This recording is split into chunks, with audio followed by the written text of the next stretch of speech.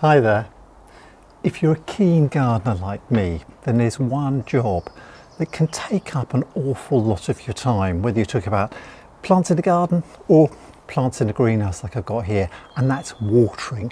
You can connect up your hose and spend endless hours watering plants individually, or you can fill up your watering can, lug this around the garden and the patio and water the plants by hand.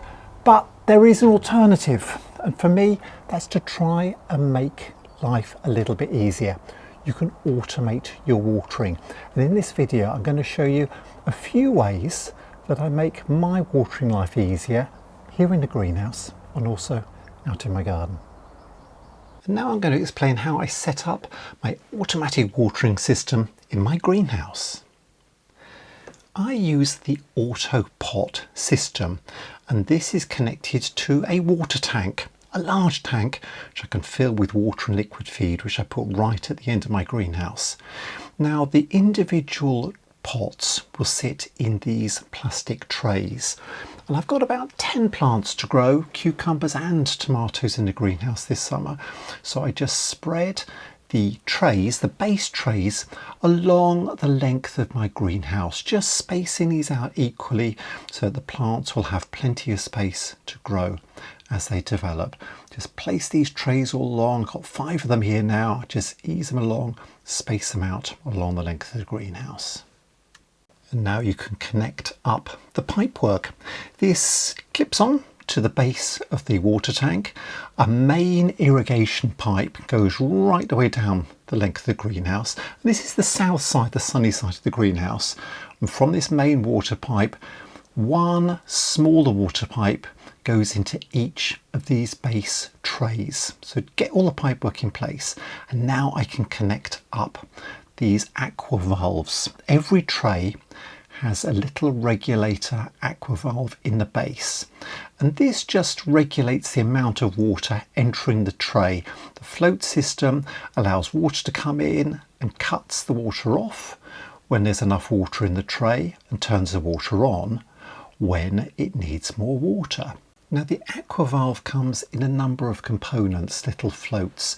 You just take the screw off the end and connect one of the irrigation pipes onto the little AquaValve unit itself. Just get this in place, screw the pipe on tightly so there isn't a leak, attach the other float system onto the unit itself, and this just pushes down onto a little plastic lug in the base of the tray to hold it securely in place.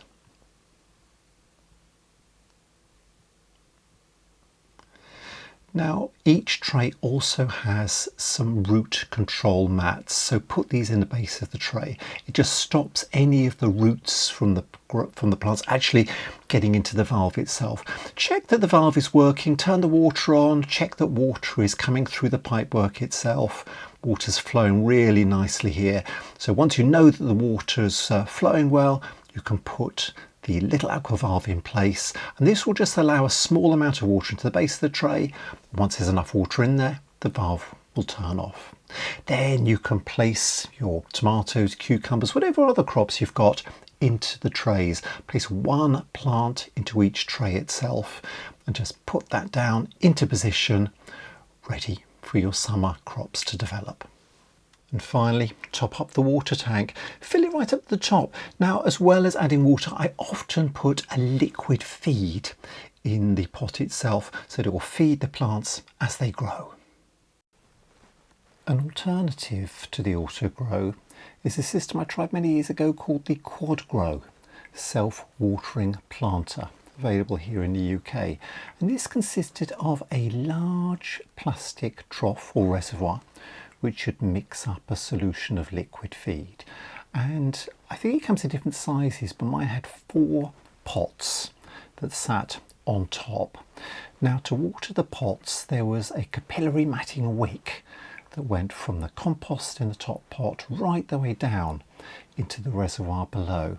So you gradually add compost into the pot surrounding the capillary matting wick, and then you could put your tomato plant or cucumbers or anything else in top. So you plant your tomatoes into your Quadgrow system, and because the reservoir was filled with a lovely liquid feed, it would feed the plants and keep them going throughout the season. So you just keep the reservoir topped up with water and a liquid feed. You can peep down through the hole in the top to make sure it never dries out, which is the last thing you want in the greenhouse. So every probably week to 10 days you'll need to fill it back up to the brim, and this will keep the crops supplied with water and liquid feed throughout the growing season. Every week or so is to top up this tank of water.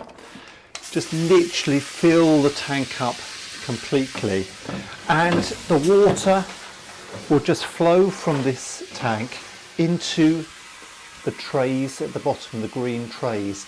They've got a little float system in them, which as the water fills up, the float raises, turns the water flow off, the plants use the water, the float drops down, and when the water in the tray at the bottom has been used up, it opens up the valve again and fills up and keeps the system self-watering. So I reckon this tank of water here will probably supply the plants here for a really good week, 10 days, sometimes even 2 weeks. At the height of the summer, when the plants are fully grown and it's a really hot day, maybe I've got to top this tank up maybe once a week, but certainly will keep the plants watered every day without me needing to do too much at all. And all I do is add some liquid feed, something like Tomarite or tomato fertilizer, and when I top the tank up with water, literally I add some of this at the same time. So I've got a lovely liquid high potash feed, which is what my crops really want, and that keeps the plants watered and fed automatically. Just takes the daily chore, one of those daily chores off me. Now, something else you can do in the summer to reduce the stress of the hot weather on your plants is to raise the humidity in the greenhouse. And to do that, literally every morning, once I've opened up the vents, is to damp down the greenhouse floor. I just leave a really good layer of moisture all over the floor itself. And this water will gradually evaporate as the temperature rises, and that increased humidity means that there's less stress on the plants themselves. And in addition to damping the floor down, I mist the plants, just wetting all of the leaves. Plants will take up water when the air is dry and the conditions are hot, and that flow of water, that translocation of water, means the plants are taking up the water and food they need. Higher humidity means that the plants don't need so much water at the root. It reduces that stress. So just misting over the plants completely first thing in the morning, I find that water gradually evaporates up, increases the humidity, reduces the stress. Now, plants growing in individual pots and trays can be watered by hand. But when you've got a lot of plants in the greenhouse, like I've got some strawberry plants here, I've got these in trays, I can just put some water in the top of each pot, let that drain down, and leave a reservoir of water in the base for the plants to take up from the bottom on hot days. But the other thing you can do is to make a slightly more automated system. This tray, plastic tray, comes with a metal shelf, and if you use a piece of capillary matting, get this at garden centres or mail order suppliers, I'll lay this on top of the tray. I'll make a little wick dipping the edge of the capillary matting down into the base, and keeping that base full of water means that there's a massive reservoir, many pints of water in there. The wick takes the water up, keeps the matting damp, and then I can just keep things like my pots of strawberries on this matting, and they've got, again, their own reservoir of water, their own little mini automatic watering system. And the other thing that happens is you get moisture evaporating from this matting during the day increases humidity, reduces the stress and water on the plants themselves, and also, as I said before, high humidity means less red spider mite around the greenhouse. Now, there are a few things that gardeners can do to make their life easier when it comes to watering. If you've got a lot of things in patio pots or baskets, you can buy Trickle irrigation systems, which you can attach watering pipework around your house, around your patio, with little nozzles, little drip nozzles at the end of each pipe. Position one of those nozzles in the top of each pot, and then when you turn the tap on, that will automatically deliver water to the individual pots. If you want, you can automate the whole thing. You can get a little computerized tap timer, which you fit to your garden tap.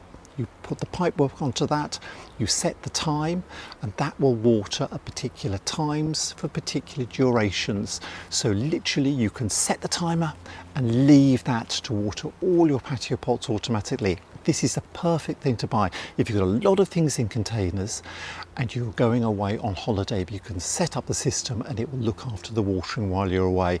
If you want, you can put the little sprinklers and things around your borders as well, and you can even buy entire sprinkler systems to automate watering of your whole garden.